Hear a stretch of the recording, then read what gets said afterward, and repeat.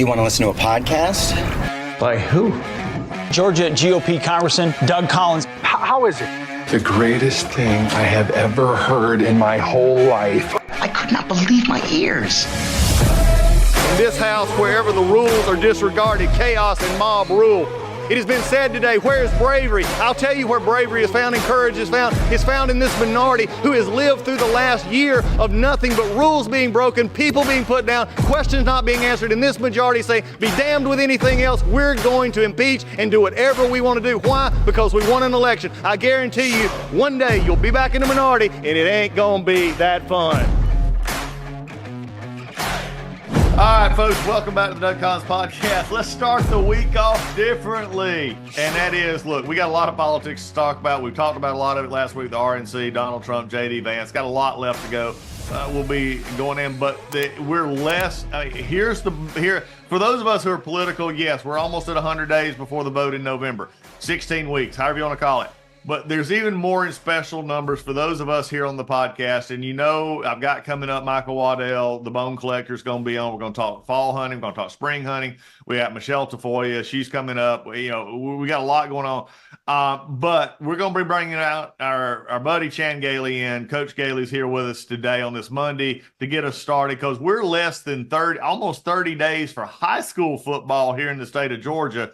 We're about 40-something days away from week 0 and a little bit more than that for the first kickoff in some of the SEC tournaments, so in games. And, of course, another couple of weeks, you got the NFL. So lots going on here. We wanted to get an early start. And, of course, it's always great to have our friend Coach Gailey on. So right after the break, we're going to be right back, and we're going to dive right in. We are experiencing instability at every level. Our government lacks leadership, and Bidenomics has been a disaster. The economy is in a fragile state. Inflation has been a consistent issue. High interest rates have put significant pressure on the real estate market, and there have been major bank failures. And many analysts say a stock market correction is likely overdue. We have global conflicts in Europe and the Middle East that have potential to spread, but gold has soared to record highs even among the tensions. There are so many reasons that Americans should consider investments in gold and silver, and Legacy Precious Metals is the gold standard. I love Legacy Precious Metals because of their zero-hassle, education-first approach. They can help you roll your traditional IRA into a gold IRA or ship metals directly to your house. That's what I do. So go to www.legacypminvestments.com to download their free gold investment guide.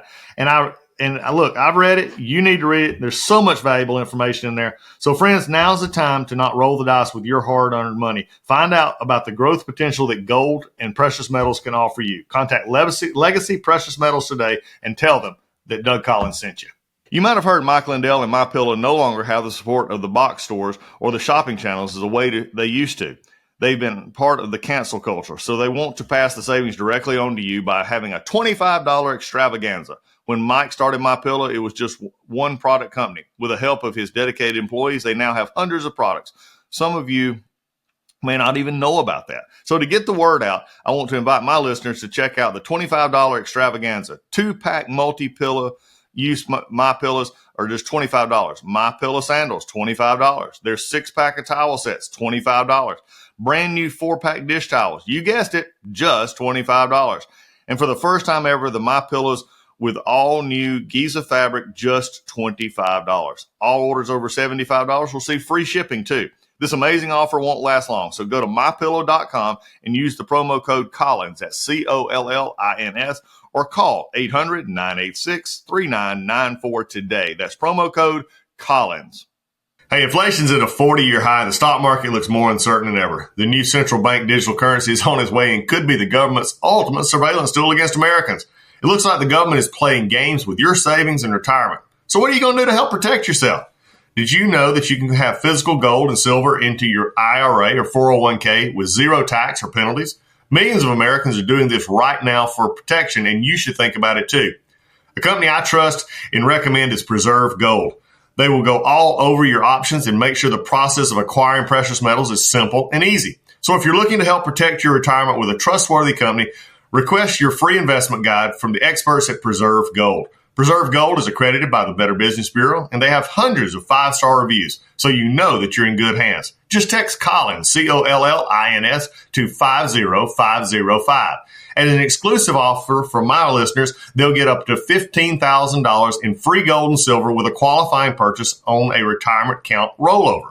So don't wait. Text Collins to 50505 today and get your free gold and silver investment guide and take the first step. Again, text Collins to 50505 to get your free guide from the good people at Preserve Gold. All right, Coach, it's good to see you, buddy.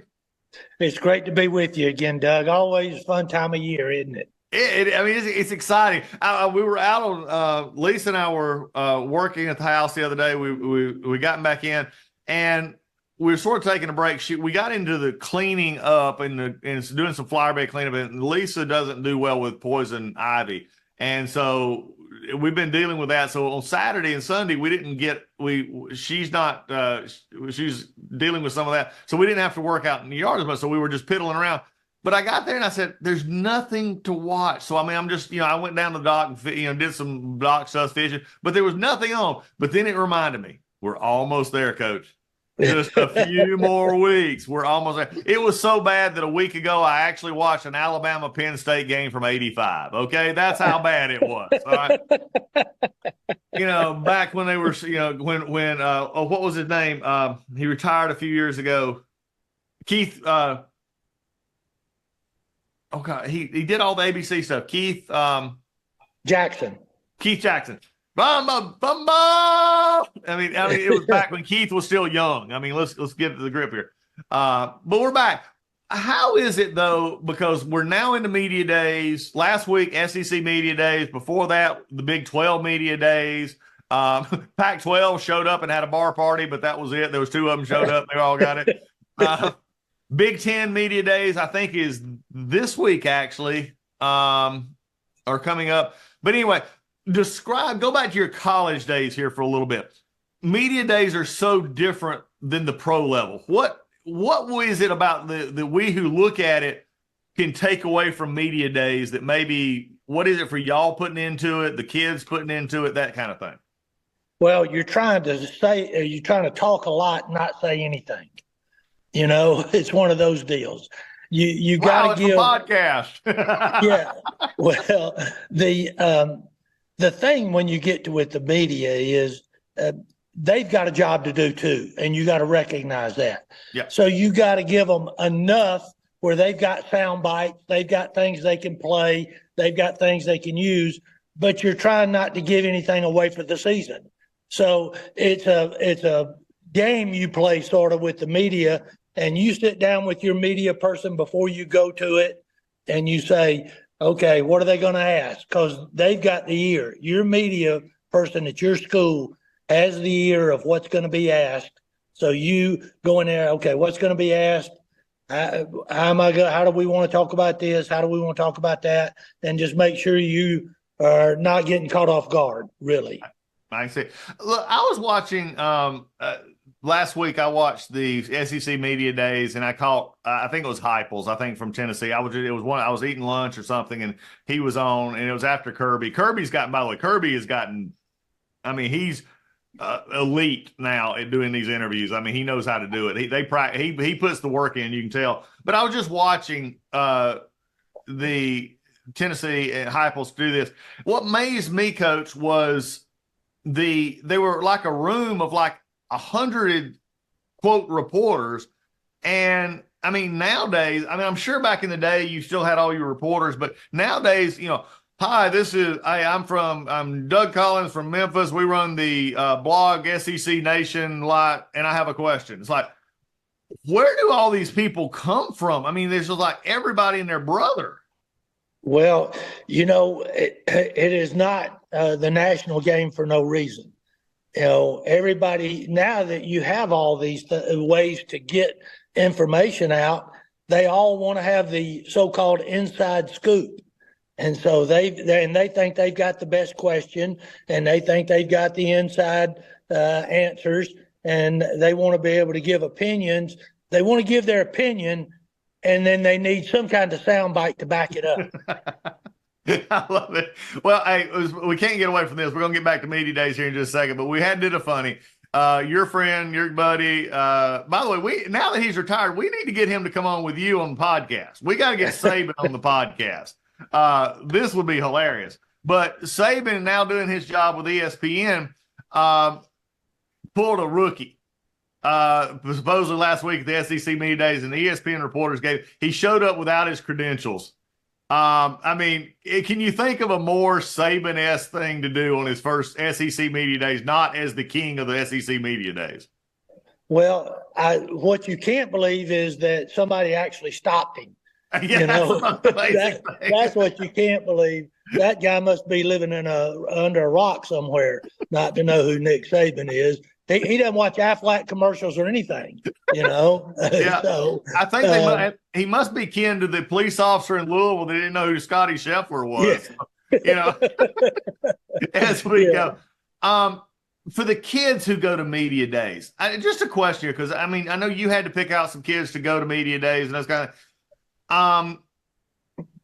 Is that something? You know, I know you typically bring your stars or whatever, but is that something also that you sort of prepare them for as well? Oh, no question about it.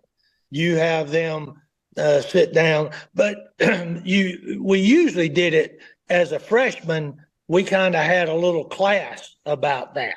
Okay. You know, how to handle media, how to do that. But you give them, when they're going to the media days, you give them a lot of extra special prep. And they sit down and they talk how you dress, how you want to look, how you want to say things, you know, what to stay away from, all that kind of stuff.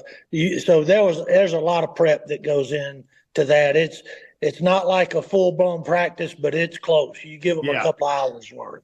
Oh, wow. Well, and looking at that, all right, let's sort of take a step back. We're getting into what I mean, I'm not a personal fan of this. I know we've talked about it a lot. We're going into the first year of the 12 in the playoff cycle. We're going into, the just what we've seen change with the scheduling. I think the last year, especially for Georgia fans and for a lot of fans, Florida State, you can look at it however you want to.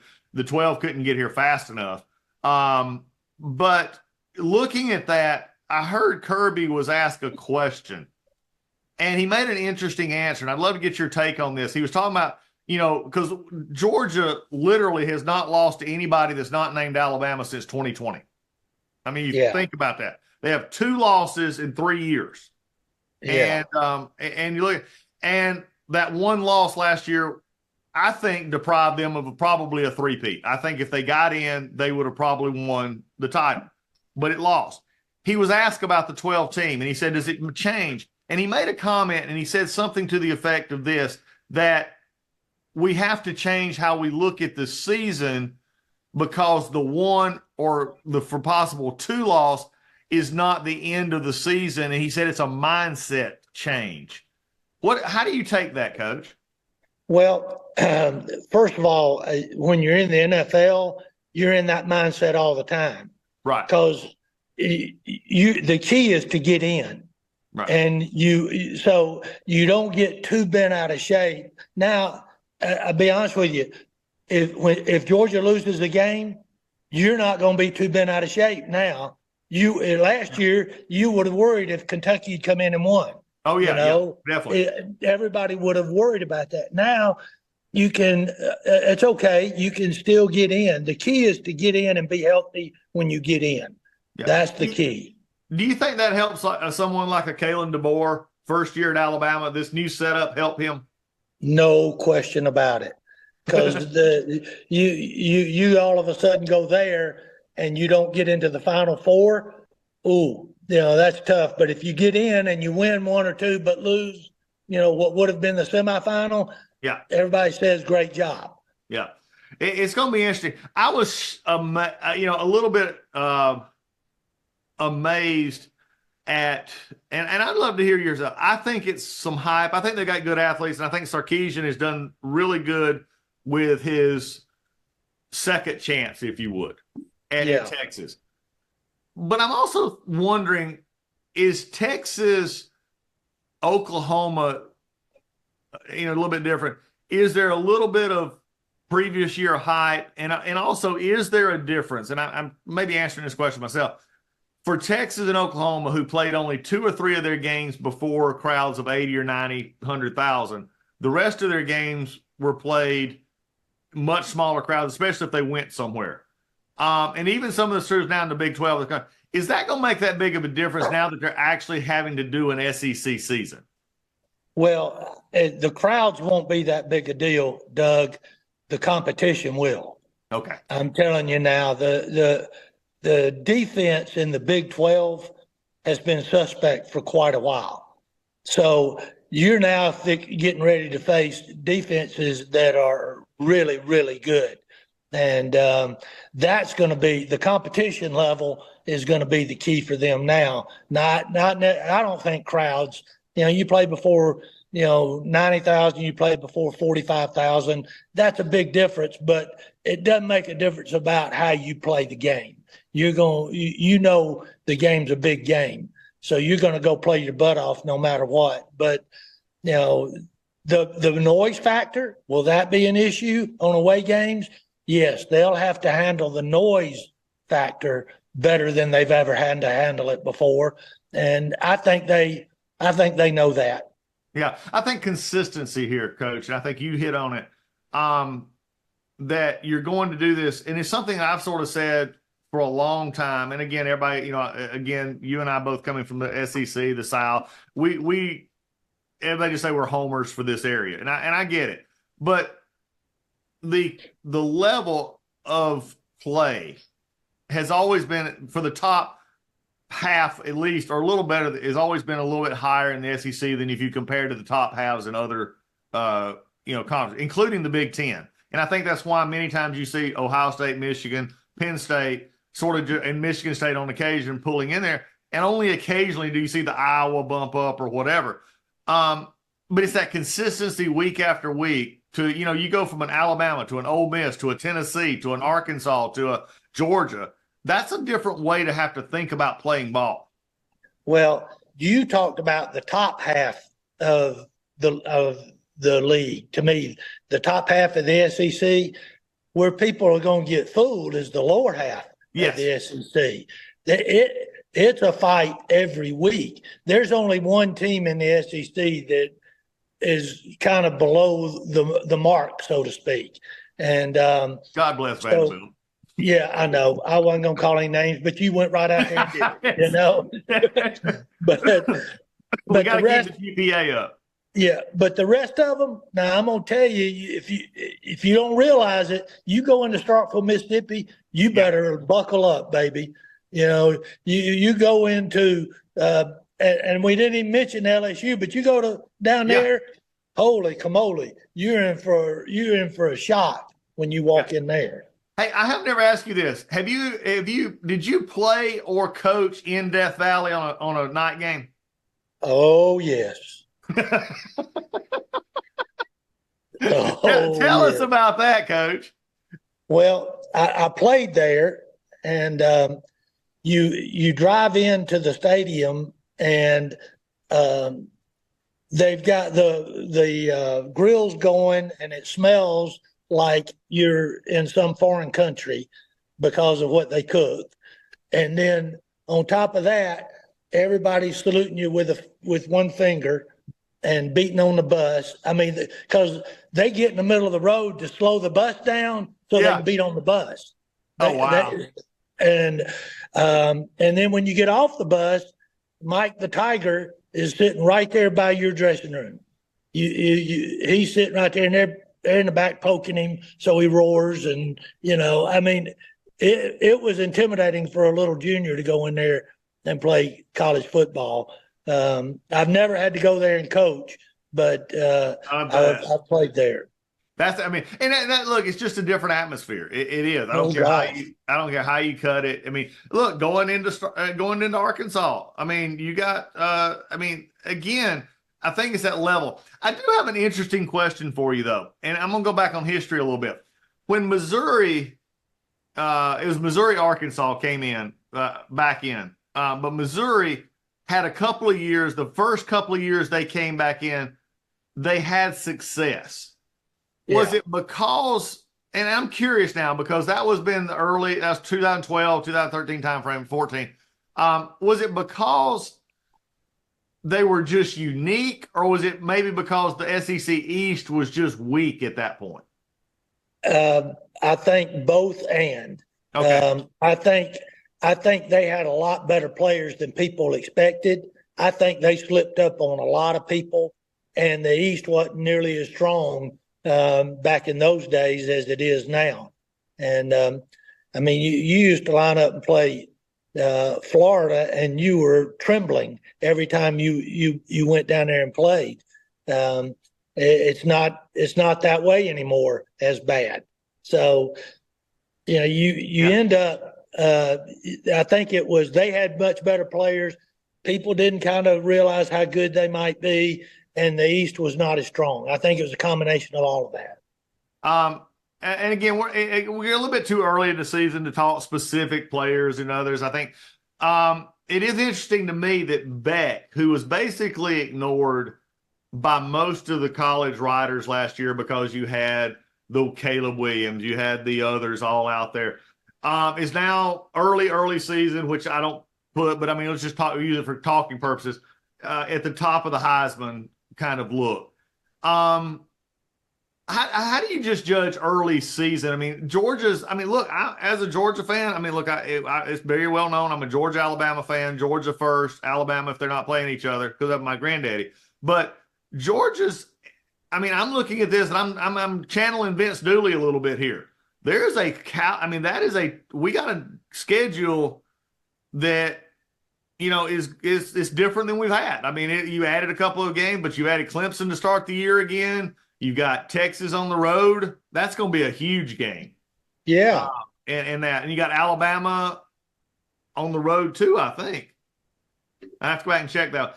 How do you see Georgia preparing for this Kirby has always that mindset, we're underdog. And I think he got his soundbite from, again, our friend Saban, who said he didn't think that they were prohibitive favorites for the SEC. So I think he got his soundbite to tell the team. Where do you see that happening right now?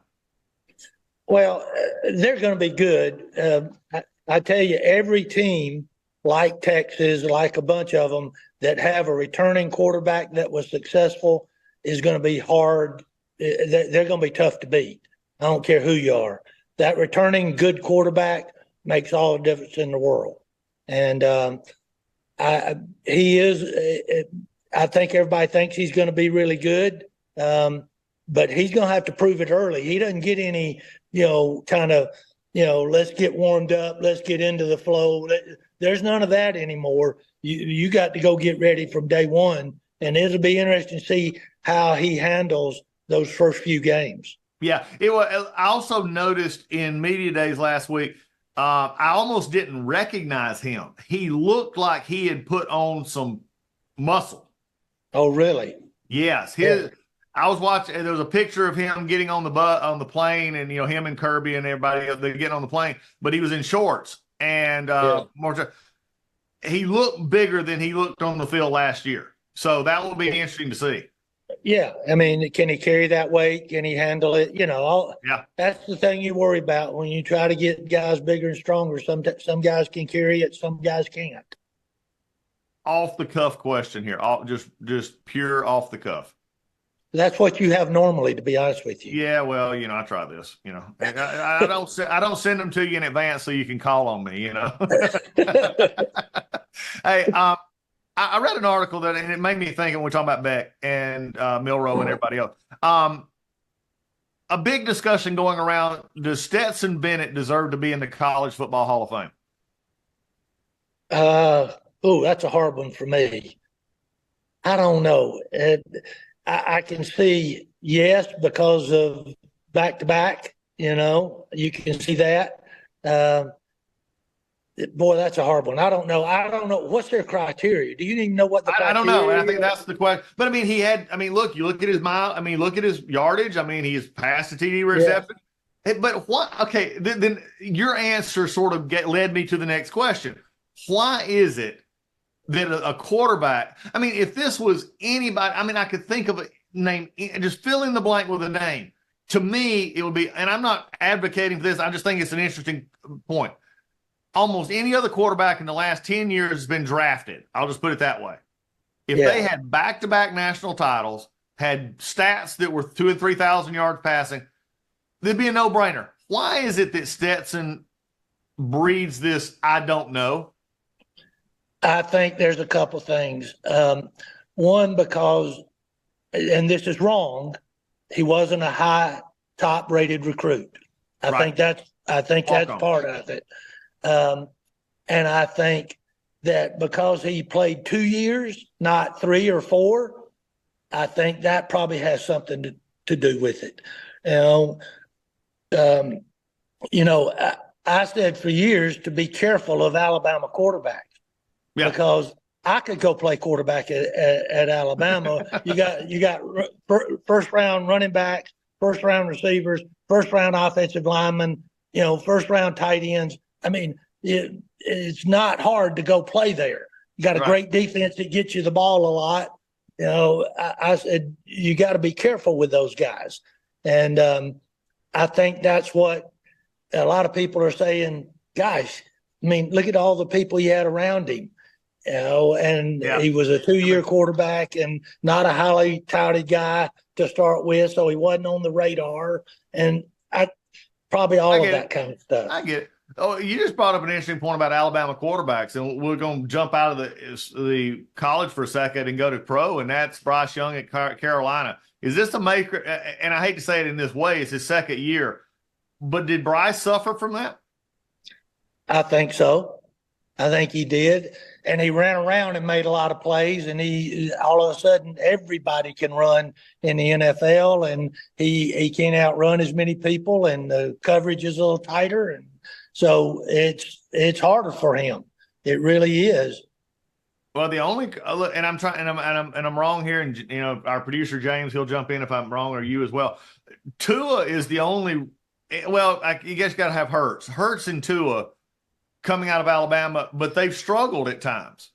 Yeah, I mean, it's not like they're clear cut, really, really good long-term quarterbacks answers at their respective places. They played good, and you got to give them credit for that. But time will tell on the other part.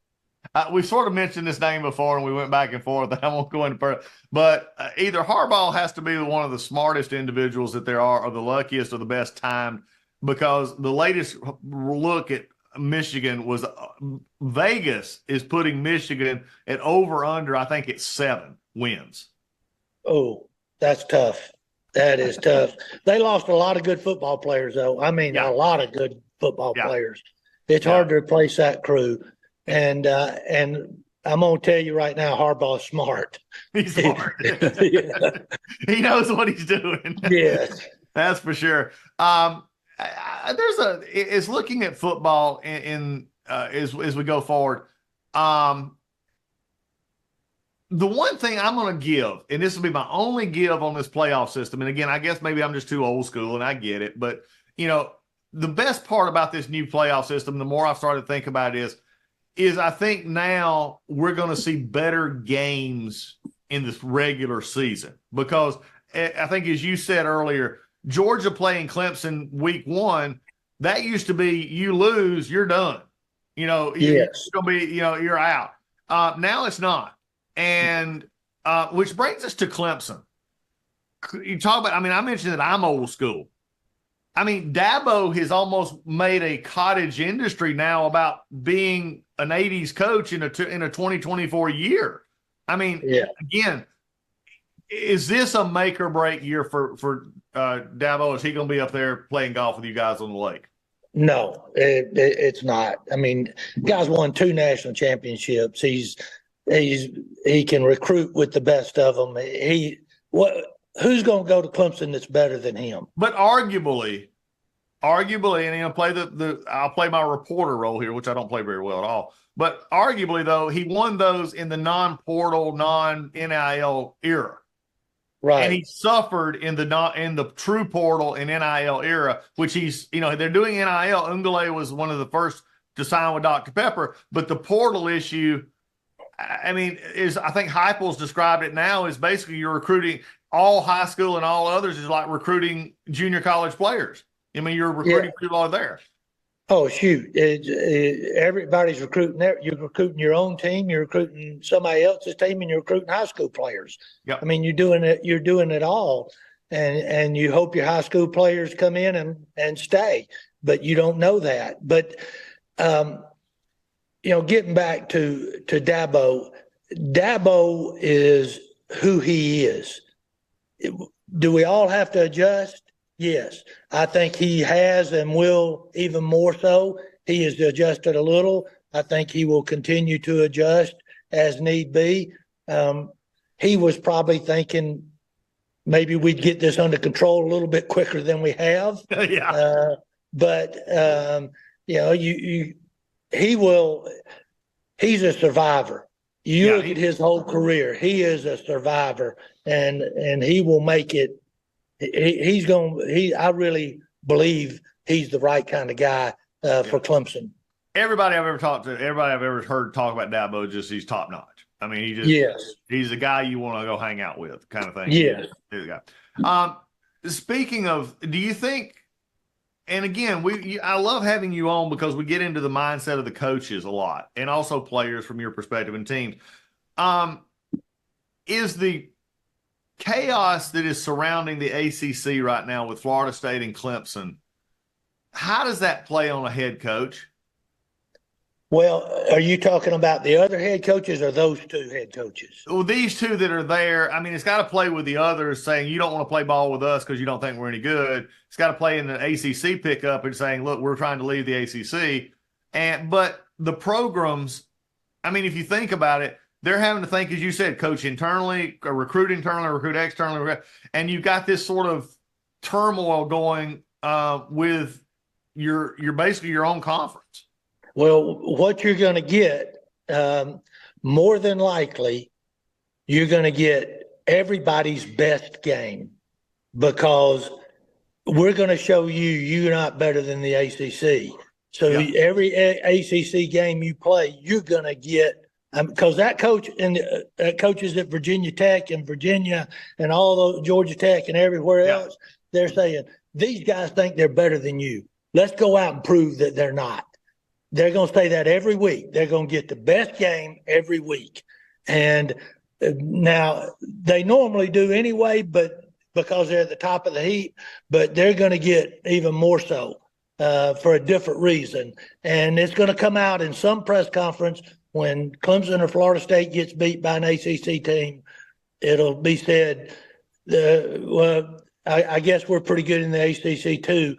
That there's more than two good teams. Okay, this is going to sound. This is a question. Florida State, in Bobby Bowden's own words, went to the ACC and chose it because they could be good there. Okay, it was his own words years and years and years ago. Clemson, it sort of just grew up there. There was a time. And what got me thinking about this was Texas, Oklahoma. We'll see how that happens this year going to the SEC. But let's just say Sankey decides to match the Big Ten or whatever they are now with 18 instead of 16 teams. And they say, okay, we'll bring in Florida State and Clemson. Or they go to, make the bigger Big Ten. Do you think, interesting question, do you think it's would be harder for Clemson and Florida State to deal with an environment of a very competitive conference than it is for Oklahoma and Texas to deal coming into the SEC? I think you're talking about the same thing. You're talking oranges and oranges, not apples and oranges. Okay, so I think it's the same pressure, same mindset, same everything. Because Clemson and Florida State are the best. Yeah. Texas and Oklahoma were the best. Right. And that's what happens. And I think that if they came in, it would be exactly the same thing. And the good thing for Texas and Oklahoma, if that happened, is they wouldn't be talking about the newcomers, Texas and Oklahoma. They'd be talking about the newcomers, Clemson and Florida State. Clemson, Florida State coming to the SEC is frankly the most logical. And Sankey even said this last week he said we're the only true conference that actually represents, but through its name, who we are. Yes, that is true. So Texas, the Clemson and Florida State going to a Big Ten just doesn't fit. And so Right. I think Sankey's keeping it close to the vest on this. If they do come in, do you believe it will be to the SEC? No question. Okay. I think that's exactly what'll happen. And it would be great for the SEC. There's no reason for the Big Ten to take them. They don't give them TV. They don't give them exposure. They don't give them anything. Right. But they give the SEC a lot. The travel expenses are down. Everything. It gives the SEC a ton. Well, and also they don't have to go to the Big Ten. And this got pointed out the other day, Coach, and I know as an athletic director, not maybe as a head football coach, you have to deal with this. Big Ten offers a lot more sports per school because of the inside aspect than the SEC does. I mean, through wrestling and other stuff, which there is no Division I wrestling program in the Southeastern Conference. No. And it's huge up there. Yeah, and you don't want to have to go compete. I mean, just think of the travel expenses, if nothing else. You know, Clemson can get to what, 6 SEC schools in less than 4 hours. Oh, in you a know? month. Yeah. Yeah. So it makes complete sense. Now, Florida, frankly, Tallahassee can too. Probably, Florida probably doesn't want Florida State to come in. South Carolina doesn't want Clemson to come in. They'll vote against it, but everybody else will probably vote for it. Well, yeah, we found out how that looks in the Texas A&M pouting session. So it's the way that comes. Hey, another question coming in from a perspective of that. Let's take it out west because we no longer have the Pac-12. It's gone, and Washington, Oregon, in particular, is Washington, Oregon, SoCal, and Southern Cal, and UCLA, all to the Big Ten. Yes, I think my personal think is Oregon will compete for a little while. Washington will have a terrible year. UCLA and USC, Lincoln Riley's seen his last year at USC after this year. Oh, you think that? I just don't think they're going to be able to compete. They were so used to playing each other out there in scrimmages, it seems like, that when they get up, again, whether I like them or not, Ohio State, Michigan State, where you just got beef. I mean, and you got power and you got hard football. That's just not what they play. No, and I think this will be a very interesting year because I'm in your corner. I don't think they can compete, but they get a chance to prove it. Yeah, there you go. See if they can. But I'm not one that thinks there's going to be a surge from the West Coast to take over the Big Ten or to even compete way up there. Yeah.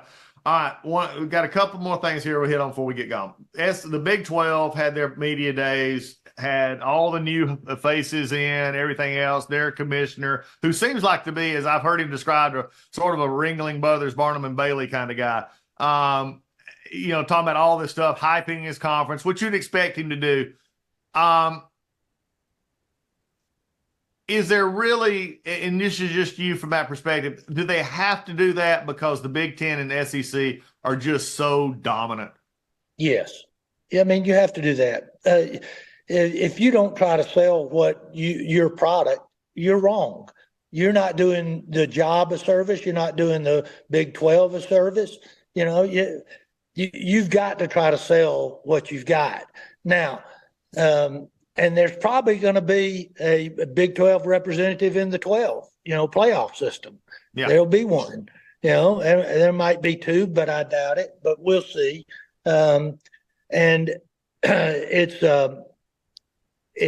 an interesting situation with the ACC and the Big 12 right now trying to compete against the big SEC and the Big 10.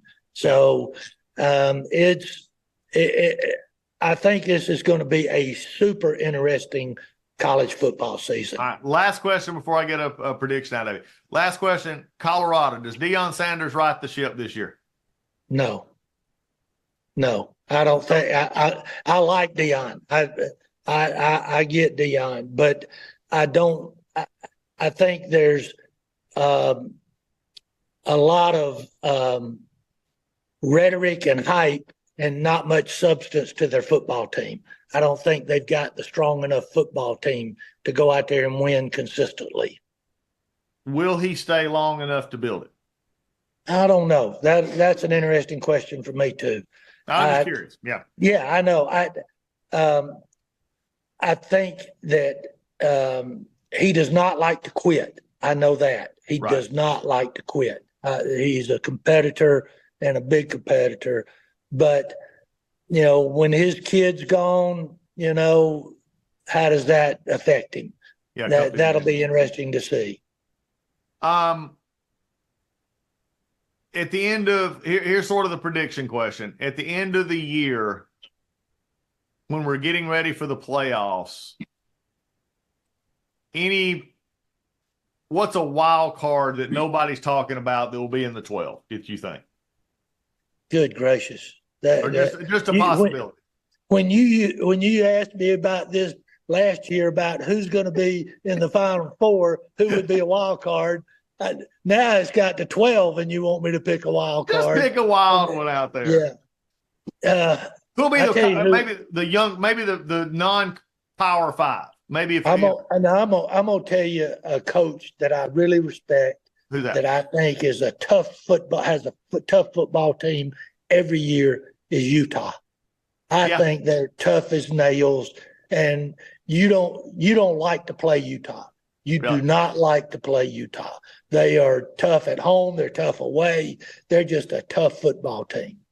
And they're going to a conference in which they're going to be right at the top again. They'll be the toughest team in that conference. I can see that.